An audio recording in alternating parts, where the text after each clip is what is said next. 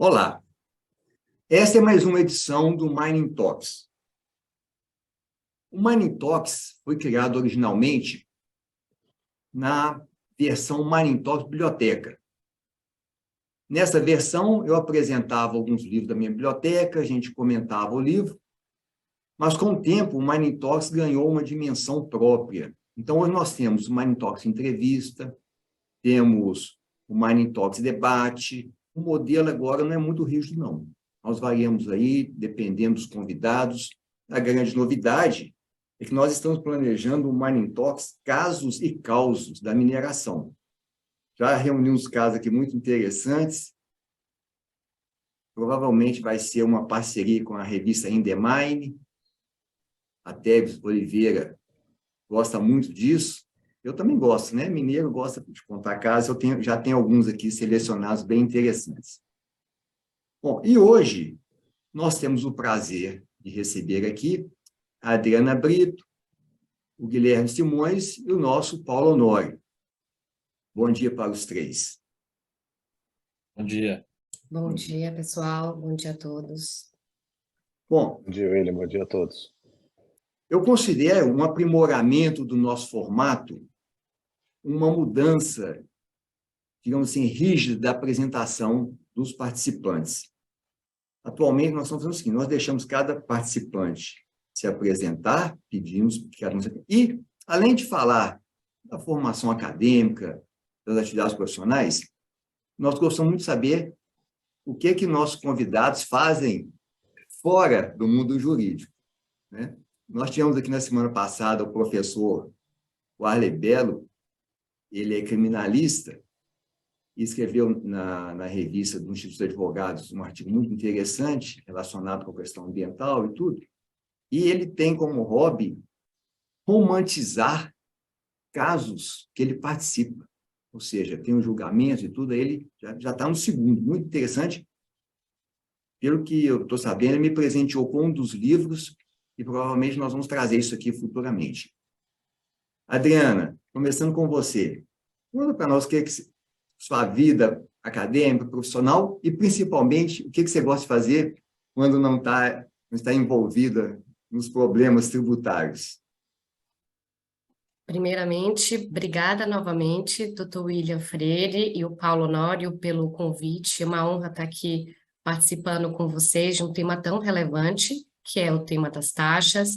Também agradeço ao Guilherme Simões, a quem tenho um grande carinho e admiração. Bom, para quem não me conhece, sou Adriana Brito, sou a gerente jurídica de uma empresa de mineração aqui no Brasil, de uma grande empresa de mineração. Trabalho há 2 anos aqui na empresa, mas já tive uma passagem, diria, bem eclética aí ao longo da minha carreira tributária. Eu comecei minha carreira tributária em empresas de Big Four, eu trabalhei há 5 anos na PwC, de Salvador, sou baiana, soteropolitana, e logo na sequência vim a São Paulo assumir uma posição de planejamento tributário em empresa de varejo. E eu fiquei rapidamente, a passagem foi super rápida nessa empresa, e logo na sequência trabalhei no ramo de logística, onde eu era líder tanto do planejamento tributário quanto da área de litigation, né, de processos tributários, esses temas mais quentes que nos deixa bem animados aqui no nosso dia a dia. Também tive uma passagem bem rápida em escritório de advocacia, aqui em São Paulo também. Então, por isso que eu digo que tem um pouco, um pedacinho de cada know-how aí, né? Seja Big Four, escritório e empresa. Diria que isso foi bastante rico ao longo da minha carreira. Trabalho há 15 anos, mais ou menos, com direito tributário. E acho que, mais do que nunca, o direito tributário vem nos desafiando muito, né? Sobretudo esse ano. Acho que a gente tem muitos desafios pela frente, porém muitas oportunidades também. Bom, além dessa parte relacionada ao background de carreira, eu também gosto muito e tenho bastante carinho pela área acadêmica, né? Atualmente eu me envolvo muito em temas acadêmicos relacionados à tributação internacional. Até então não tinha tanta experiência com temas relacionados à mineração, mas é algo que, de fato, tenho interesse em entrar um pouco mais nessa área e descobrir né? O quanto é interessante a gente explorar e comentar sobre determinados assuntos, e até desmistificar determinados temas, né, da mineração, acho que isso é super importante. E nas minhas horas de lazer, eu pratico yoga há mais de 5 anos, é algo que me faz muito bem, sob todas as óticas, é espiritual, me conecto comigo, com a minha essência. Então, acho que breve resumo sobre mim, eu diria que é isso. Muito bom, muito bom. Guilherme Simões, sua apresentação, por favor. Bom dia, William. Bom dia, Adriano e Paulo. Obrigado mais uma vez pelo convite. A honra é minha de estar aqui com vocês. Muito feliz de estar com a Adriana aqui, uma colega, porque tenho um carinho muito grande. Bom, eu estou há mais de 20 anos aqui no setor mineral, né? Ao contrário da Adriana, que está recém-chegada, já tem um pouquinho de tempo aqui, com mais de 2 décadas atuando no setor. Me especializei em direito minerário, né, também. Tenho alguns, como também experiência acadêmica, alguns MBAs em relações governamentais, em gestão empresarial, né? E, bom, até diante da diversificação que nós tivemos recentemente na empresa na qual faço parte, também estou me especializando, fazendo um MBA em direito da energia, né, regulação do setor elétrico, que é muito interessante e é até uma forma boa de compararmos um pouco a dinâmica do setor mineral com a dinâmica do setor elétrico, ambas atividades com agências reguladoras, devidamente reguladas por agências, né? E está sendo muito interessante essa experiência de ver também uma outra atividade regulada, o quanto nós podemos observar de talvez um setor que já está mais consolidado na sua regulação. A ANM é muito recente, nós estamos falando aí de 5 anos praticamente, né? A instalação da ANM se deu no final de 2018, então ainda faremos 5 anos aí de agência efetivamente. Está sendo muito interessante também para acompanhar e ver o quanto a gente pode avançar na regulação do nosso setor. E, bom, como atividade extra, o hobby, eu tenho uma paixão muito grande, que é o tênis. Eu sou tenista. Obviamente que dentro das minhas limitações, eu brinco que a única comparação que eu posso fazer com o Nadal é que eu sou canhoto, como ele, e também sofro de dores no pé. Mas é basicamente só isso que pode ser comparado. O spin, o forehand e o backhand deles são bem melhores que os meus, Olha bem, certamente. eu também jogo tênis e, segundo dizem, eu jogo bem, tá certo? Eu não vou falar de mim mesmo porque fica chato, né? Mas isso eu não vou deixar o assunto prolongar, não, porque senão nós vamos tomar o nosso mind talks todinho com esse assunto. Mas isso podemos conversar depois, gosto muito. Paulo Honório, bom dia. Bom dia a todos, né? Também sou advogado tributarista, né, como a Adriana. Tenho mais ou menos 15 anos também, né, de atuação na área. E 10 anos como sócio, né, na William Freire Advogados. Onde, né, tenho construído, né, uma carreira voltada para tributação não só da mineração, né, que é o DNA central do escritório, mas recursos naturais de um modo geral, né. Trabalhamos também com energia, né, setores regulados de um modo geral, agronegócio, infraestrutura, né. Temos trabalhado muito, né, com questões vinculadas a transações, né, operações internacionais, né, reestruturação de ativos, aquisições, né. Então, tem sido muito interessante essa jornada, né, de trabalhar com contencioso e com consultoria tributária, né. E a mineração apaixonante, né, sem dúvida alguma, com as suas várias particularidades, né, e cada vez mais com tributos exóticos, né, que foi justamente aquilo, né, que eu pretendi analisar na minha dissertação de mestrado na UFMG, né. Minha dissertação foi em cima da tributação internacional da mineração, mas analisando também o cenário brasileiro, né. Então, lá, Adriana, né, falei um pouquinho de preço de transferência, subcapitalização, né, as particularidades disso para a mineração, mas também falei dos nossos tributos exóticos, né, e comparei o Brasil com Austrália, Peru, África do Sul, Chile, Botsuana, né, uma série de países. Enfim, chegamos a conclusões muito interessantes, né, sobre o porquê que nós temos esses problemas, né, com esses tributos exóticos sobre a mineração no Brasil. E, enfim, quando eu não estou trabalhando, né, eu gosto de treinar para subir montanha, né? O meu hobby é subir montanha de altitude, né? Voltei agora recentemente do Aconcagua e eu estou planejando agora, no ano que vem, né, uma idinha ali no Nepal. Vamos ver se dá para dar uma chegadinha lá. Muito bom. Muito bom, Paulo. Ver um período que não tem avalanche, hein? Tá bom? Nós não podemos ficar sem você aqui, não. Ok? Muito bom. Ó, dando sequência aqui, o tema de hoje, taxa de fiscalização sobre recursos minerais, criada pelo Estado de Mato Grosso. Então, dando sequência aí a essa onda de criação dessas taxas estaduais, o Mato Grosso criou a sua. E esse é o nosso tema de hoje. Adriana, começando por você, eu li aí vários, mesmo no centro tributarista, faço questão de ressaltar aqui, li muitos trabalhos sobre essa taxa e fiquei impressionado com a quantidade de, digamos assim, não conformidades, de problemas que essa taxa tem. Dentre essas várias, o que te chama mais atenção, o que te preocupa mais, o que você acha mais relevante dentro dessa lei que criou essa taxa, por favor? Excelente, doutor William. Acho que como você bem pontuou, né, há uma série de não conformidade, eu diria, e que a gente precisa estar atentos, né, a esses diversos aspectos e pontos que essa taxa traz e que precisa ser objeto de análise, sim, e discussão no âmbito jurídico. Então, eu vou destacar aqui e começar a minha fala, até trazendo, reproduzindo uma ementa da decisão da DI 4.785, do ministro relator Edson Fachin, só para demonstrar o quanto que efetivamente, ao meu ver, né, e de acordo com grandes trabalhos que já foram feitos ao longo desse tempo, desses últimos meses sobre essa taxa, o quanto de fato ela precisa ser avaliada no detalhe. Então, o que o ministro relator ele comenta nessa decisão, né?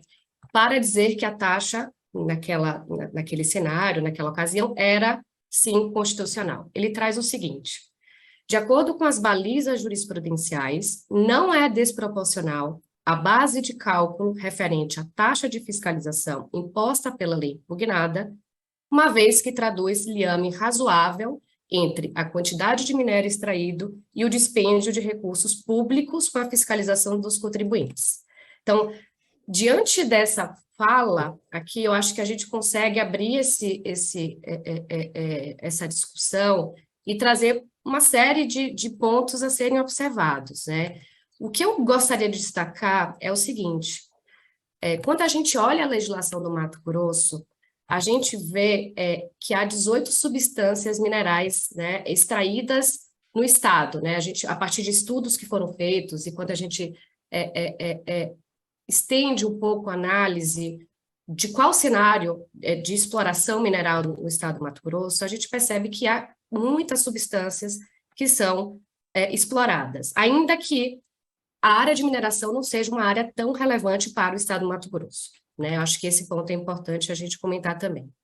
Dentre essas 18 substâncias, o que a gente observa, né? A gente observa que há um grande percentual de extração para o ouro, para a argila, para o calcário, porém, a gente não observa, de acordo com a legislação, uma contrapartida dessas empresas para também absorverem o custo dessas taxas, né?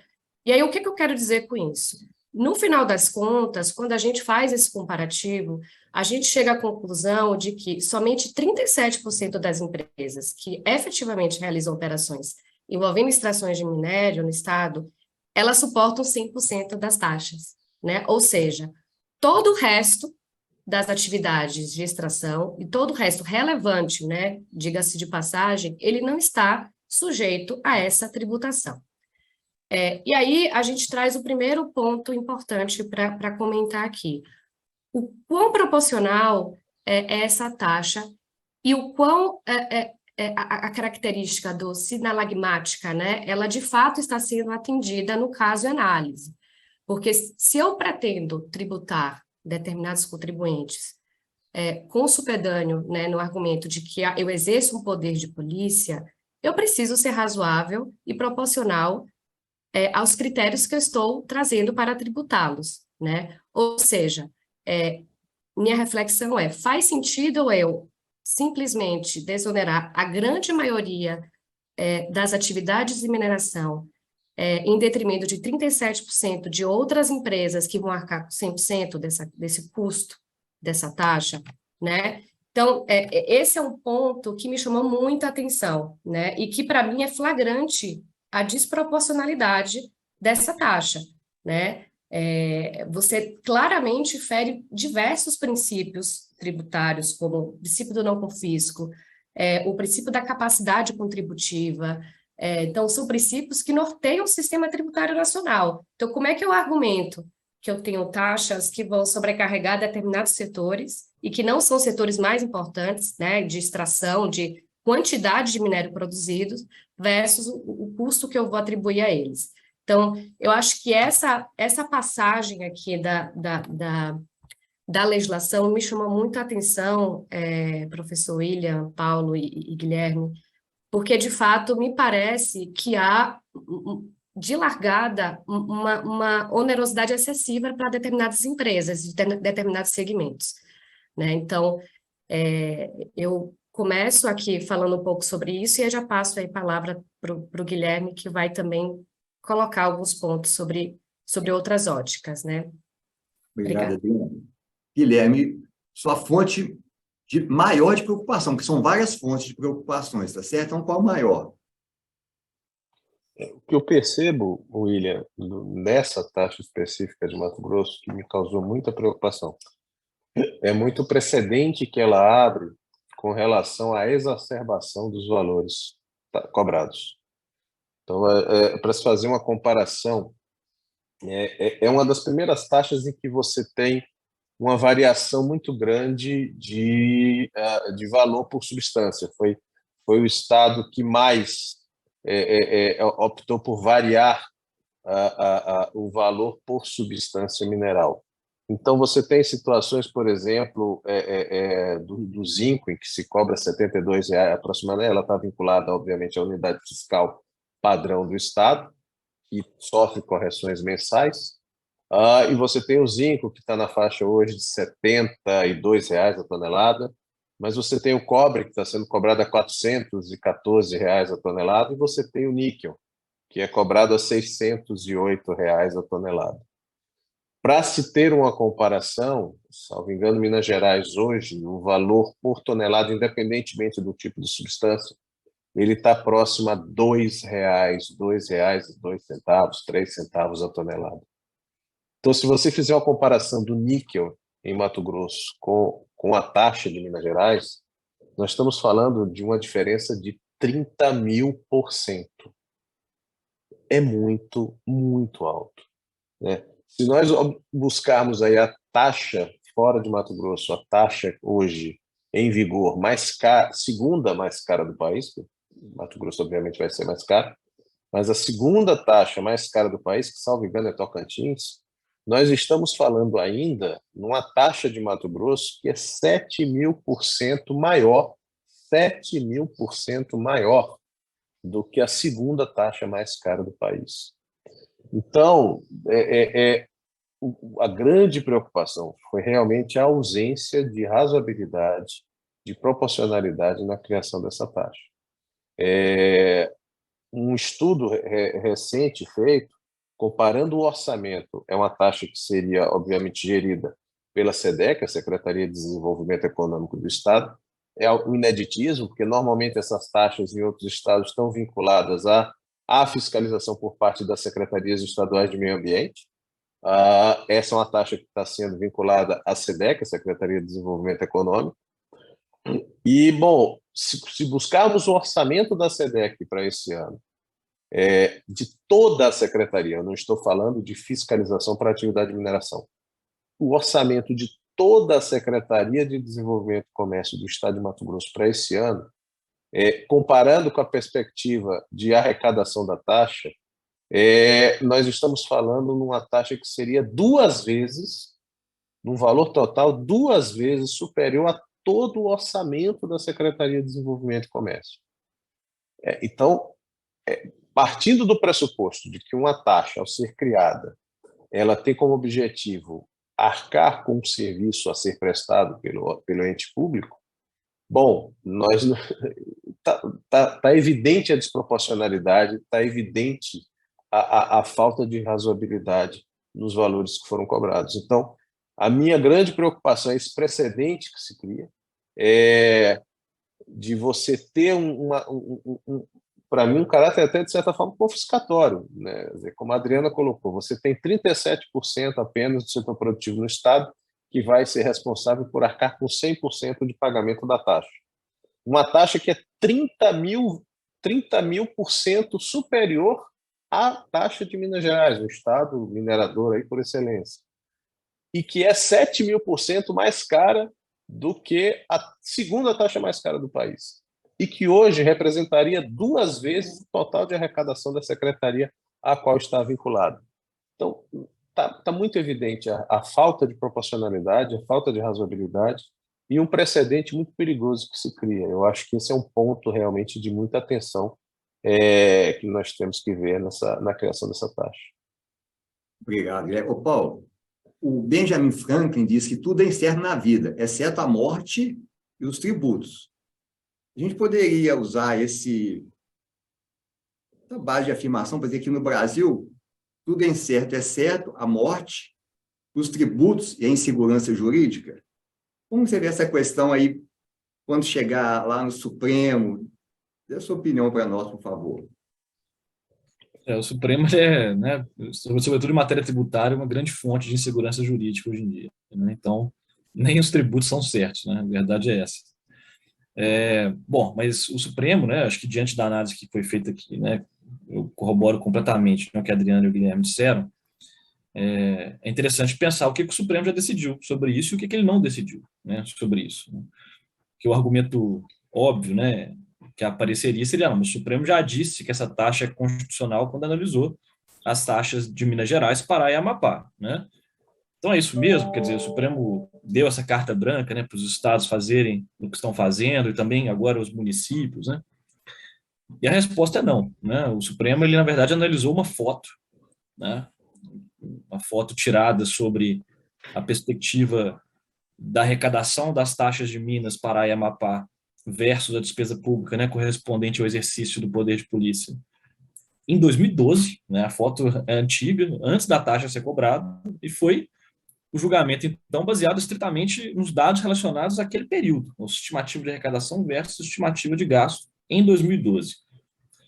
Então, isso significa que nem mesmo as taxas já julgadas de Minas Gerais, Pará e Amapá estão imunes a um novo controle de constitucionalidade pelo Supremo, considerando os dados de arrecadação de períodos posteriores, ou seja, a gente sabe, por exemplo, que o Pará mudou a sua legislação, né, ao longo desse período, né? Minas Gerais também tem tido uma experiência histórica, né, de arrecadar até mais taxa do que CEFEM, né?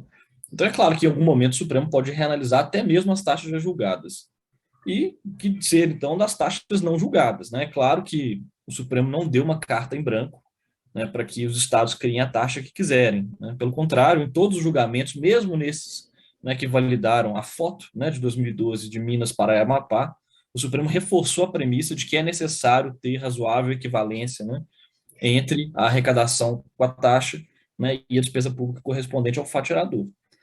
E antes de julgar essas taxas específicas da mineração, né, o que aconteceu no ano passado, né, o Supremo ele chegou a analisar as taxas também de fiscalização de recursos naturais de outros estados, né, de petróleo e gás do Rio de Janeiro e de recursos hídricos do Pará e do Amapá. Né, pronunciou a inconstitucionalidade de ambas, né, petróleo e recursos hídricos, ao fundamento de que haveria ali uma desproporção superior a 350% num caso, superior a 600% no outro. Nos cálculos que nós fizemos, nós chegamos a uma desproporção no Mato Grosso de mais de 90.000%, né? Então, é claro que há fundamentos, com base na jurisprudência do Supremo, para que essa taxa também seja invalidada. E é interessante que o argumento que a Adriana, por exemplo, colocou, ele não foi analisado pelo Supremo, né? Ele poderia ter sido analisado no caso de Minas Gerais, mas ele não foi deduzido na ação direta de inconstitucionalidade, né? Minas também desonera, né, boa parte das substâncias minerais, né, o que faz com que haja, por si só, nesse fato, uma desproporcionalidade, uma vez que você acaba impondo, né, àqueles que são onerados o custo que caberia aos desonerados, né? Então, essa desproporcionalidade, evidentemente, é um motivo que o Supremo não julgou e que pode ser analisado no caso do Mato Grosso. E a própria diferenciação de alíquotas, né, que o Guilherme bem trouxe também. Quer dizer, a gente tem ali alíquotas diferentes por substância mineral. Sob qual fundamento, né? Que o níquel tem que ter uma alíquota diferente do ouro, né? E por aí vai, né? Qual que é a razão de ser, né? Uma vez que a taxa tem que dimensionar, né, a intensidade do poder de polícia, por que o poder de polícia do Estado em relação ao ouro é diferente, né, do custo do poder de polícia em relação ao zinco?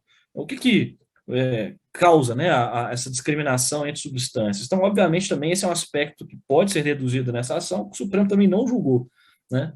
E, por fim, eu diria que o Supremo não julgou um aspecto que me parece fundamental, né, e que também não foi deduzido nas ações diretas de inconstitucionalidade, que é o fato de que, historicamente, os estados criaram, Minas foi pioneira, depois Pará e Amapá vieram a reboque, né, e outros estados, obviamente, em anos posteriores, mas, historicamente, o nascimento da TFRM se deu quando os estados e municípios pressionavam o governo Dilma para apresentar aquele novo marco da mineração com um aumento de CEFEM, e o governo Dilma recuou, né, dizendo que, olha, vou demorar mais tempo para apresentar esse marco, etc, etc. Quer dizer, quando ela deu uma entrevista na Rádio Itatiaia em setembro, dizendo que demoraria pelo menos mais 9 meses para encaminhar ao Congresso o projeto de lei do novo marco da mineração, 15 dias depois dessa entrevista, foi apresentada à Assembleia Legislativa de Minas Gerais o projeto para a criação da TFRM mineira. Ou seja, no aspecto histórico, a gente tem a gênese, né, da TFRM com base na insatisfação dos estados e municípios com a CEFEM, né? E do aspecto jurídico e estrutural, a TFRM nada mais é do que um royalty, né? Do modelo que a gente chama de specific royalty, né? Que é um modelo, por exemplo, cobrado na Austrália, normalmente sobre minerais industriais, né? Minerais abundantes, até minério de ferro, né? Se adota royalty com a mesma estrutura da TFRM. O que eu estou querendo dizer com isso? Que há aqui um argumento que o Supremo não analisou, e que é que a TFRM é um royalty estadual. Quando a Constituição diz que o único ente que tem competência para criar royalties sobre a mineração é a União, né? Então, eu penso que seria uma boa oportunidade para que o Supremo reanalise esse aspecto, né, uma vez que não foi apresentado a ele também. Muito bom, muito bom. Bom, nós seguimos aqui a tendência de vídeos curtos, né, para estimular as pessoas a assistirem. Então, nós vamos agora para já nosso terceiro bloco, que é o nosso bloco final. É o seguinte, Adriana, eu não pratiquei yoga, não, mas eu tenho no meu Outlook, a cada 1 hora, eu tenho um aviso para fazer respirações. Então, a cada 1 hora, eu faço 5, 6 respirações profundas, sabe? Para poder sair um pouco ali daquela atenção, né, que você está nas coisas. Então, isso tem funcionado relativamente. De vez em quando, eu mato 1 hora, não sei o quê, mas no final do dia, eu chego lá com pelo menos umas 8 ou 10 respirações profundas aí no intervalo de trabalho. Tem ajudado bastante. Guilherme, é o seguinte, eu me dou muito bem com a minha mulher, sabe? Só que ela torce para o Nadal, eu para o Federer. Agora o Federer aposentou, o negócio amenizou um pouco. Talvez seja a única fonte de divergência séria que a gente tem aqui em casa, sabe? Você é nadalzista ou nadalista? Eu sou Federer de carteirinha, sempre fui. Mesmo sendo canhoto, mas eu sou Federer de carteirinha, né? Também. Tem um livro recente sobre o Federer, chama The Roger Effect. Tem um jornalista que trabalha com tênis e ele entrevistou muita gente e fez. Depois eu te passo a capa dele no Zap. Eu acho que vale a pena ler. Muito, muito interessante como que ele foi importante para o desenvolvimento do tênis. Naturalmente, sem desprezar o Nadal, todo mundo reconhece ele, o Djokovic, né? Muito bom. Muito bom. Palavras finais agora, já caminhando para o nosso encerramento aqui. Adriana, você, por favor. Bom, de novo, queria agradecer a oportunidade e só trazer um aspecto importante também, né, que são os dados até que foram retirados do IBGE. A atividade de mineração no Mato Grosso, ela ainda é muito incipiente, né? Ela representa 0,4% do PIB do estado. Então, a gente precisa acompanhar, entender o que está por trás disso, né? Por que o Estado precisa onerar tanto as empresas de mineração, tentar trazer essa arrecadação tão direcionada a determinadas empresas de mineração, e a gente precisa enxergar e discutir, debater esse tema em conjunto, se for o caso, inclusive, com o próprio Estado, ter esse diálogo, né? Eu acho que isso é super relevante na medida em que, se o Estado pretende, de fato, atrair mais empresas nesse sentido, ou futuramente, etc., caso tenha potencial de exploração, eu acho que é importante também o Estado auxiliar a empresa e não trazer uma oneração tão desproporcional assim, a ponto de afastar empresas que tenham interesse em atuar e gerar empregos e gerar atividade econômica para o Estado, né? Eu acho que essas são as minhas reflexões finais aqui. Obrigada, pessoal. Guilherme, por favor, palavras finais. William, um ponto também de muita atenção nessa taxa é que, bom, pela primeira vez, você teve uma taxa que também incidiu sobre as atividades de pesquisa. Normalmente, por incrível que pareça, né, todos os outros estados também criaram a taxa de fiscalização das atividades de pesquisa e lavra de recursos minerais, mas nenhum estado antes tinha taxado pesquisa mineral. E Mato Grosso é o primeiro que faz. Além disso, a própria taxa estabelece o que para mim, vou muito nessa linha do que o Paulo colocou, de ficar claro que nós estamos falando de um royalty estadual. Ela estabelece uma participação dos municípios sobre o valor arrecadado. Se não me engano, acho que de 10% que iriam para os municípios. De novo, acho que o Paulo até pode falar melhor sobre isso, mas assim, uma taxa que cria um percentual para ser distribuído a outro ente da federação. Eu confesso, eu acho que esses nossos ineditismos tributários realmente são incríveis aqui no Brasil. Bom, eu acho que isso também traz, além da insegurança jurídica, certamente traz uma retração de investimentos. Se Mato Grosso era olhado no passado recente como um estado que poderia se tornar um estado de muita relevância para pesquisa e para lavra também, não para pesquisa e para aproveitamento mineral através de concessões de lavra, eu acho que as empresas começam a olhar de forma diferente.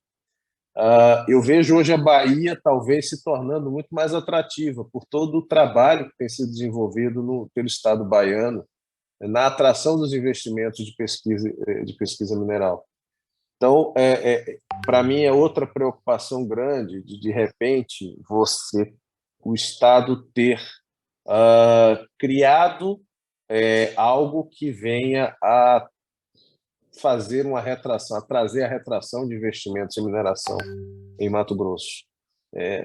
Ou seja, você estabelece algo com uma expectativa de arrecadação que no final pode se tornar frustrada, porque na realidade o tiro sai pela culatra. Eu acho que esse é um ponto também que deverá ser enfrentado, né? Ou seja, o ineditismo de começar a cobrar uma taxa para pesquisa, para mim, violando frontalmente uma competência que, na minha visão, é somente da Agência Nacional de Mineração, e ela já tem esse instrumento que é a taxa anual por hectare, e você também ter essa figura de distribuição de parte do valor para os municípios, no que afronta totalmente também o princípio e a natureza jurídica de uma taxa. Lembremos, é uma taxa, não é um royalty. É isso, William. Obrigado. Paulo Honório. Bom, na verdade eu tenho pouco a dizer aqui, né? Mas o que eu talvez acrescentaria, né, é que, na verdade, claramente o estado do Mato Grosso, o Tocantins também, né, que veio com a taxa esse ano, eles estão testando os limites, né, daquilo que o Supremo decidiu, né? Então, cada vez mais, né, que o Supremo se mostra conivente, né, com certas inconstitucionalidades, os entes da federação vão esticando um pouco mais a corda, né? É isso que a gente está observando aqui agora. E nesse esticar um pouco mais a corda, nós já temos vários municípios no Pará, alguns municípios em Minas Gerais, que criaram também as suas taxas de fiscalização sobre a mineração, né? Segundo o Supremo, esse não seria propriamente uma invalidade, né? Mas é importante destacar que o voto do ministro Nunes Marques, né, em uma dessas ações do Supremo, deixou muito claro que o Supremo tem um encontro marcado com a acumulação de taxas municipais, estaduais, né, e a própria CEFEM, que é cobrada pela União. Isso me faz recordar, doutor William, do Código de Minas de 1934, que tem um dispositivo que diz o seguinte, olha, lei federal, né, ou lei, né, ordinária, definirá, né, o percentual máximo sobre a renda líquida das empresas de mineração, né, acima do qual estados, municípios e a União não poderão cobrar tributos, né? Ou seja, nós estamos chegando num ponto que nós vamos precisar de uma lei como essa, né? Vamos voltar lá no Código de 1934 e ter que estabelecer um patamar máximo, né, da tributação sobre a mineração, caso queiramos ainda ser um país minerador, né? Porque, do contrário, a tributação certamente vai nos fazer um país importador de minerais, né? Só lembrando, Paulo, a incidência tributária atual é pior do que a do quinto, que levou em Convidência Mineira, né? Só um detalhezinho aqui para nós. Bom, como de hábito, mantendo aí a origem do nosso Mining Talks, eu apresento sempre um livro da minha biblioteca. E hoje eu trouxe esse aqui, deixa eu pôr para cá, não dá para ver, eu vou ler. Mining in Africa, Regulation and Development. É um livro muito interessante, por quê? O que eu observo lendo esses livros de mineração sobre os países? A África tem uma tendência muito clara, que é o seguinte: mostrar, nós estamos mudando, nós estamos criando um ambiente propício para a mineração, nós estamos preocupados em criar segurança jurídica. É nítida esse movimento. Muitas vezes, na prática, isso não acontece, mas a motivação das estruturas normativas lá é muito clara. Então, esse Mining Africa traz aqui, são vários artigos sobre países africanos, muito interessante, e eu recomendo, tá? Muito bom esse livro, já passei o olho, naturalmente não li tudo, mas já dei uma folheada. Bom, chegamos ao final de mais um Mining Talks. Aguardamos vocês no próximo. Até.